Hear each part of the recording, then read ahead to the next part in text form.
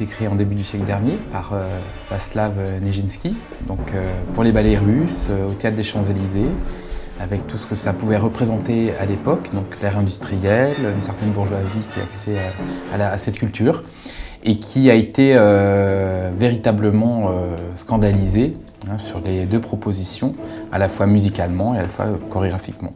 Le sacre, évidemment, fait référence à Stravinsky sur le tellurique, le scandé, et qui limite pourrait correspondre finalement aussi à un mouvement un peu punk à l'époque.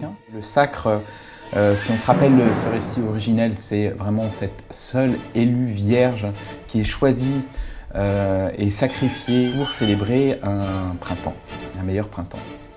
Et donc, selon ce rite païen, cette question soulève évidemment la question, c'est très actuel, du sexisme, voilà, du patriarcat. Je me suis rapproché du travail de J. Clément, qui est à la fois jardinier, il aime bien se définir comme tel. J'ai fait appel à lui sur ce spectacle pour imaginer que on puisse finalement adapter la scène du vivant, du végétal, spécifique à exister dans les friches, dans les ruines, et qui désolidarise finalement la construction, ou voilà, tout ce qui est bâti par l'homme. C'est finalement une expérience qui va être multiple, parce qu'elle est à la fois dans un sentiment de concert, donc on a vraiment l'aspect musical, il y a une empathie directe, on peut s'imaginer tout de suite en situation concert.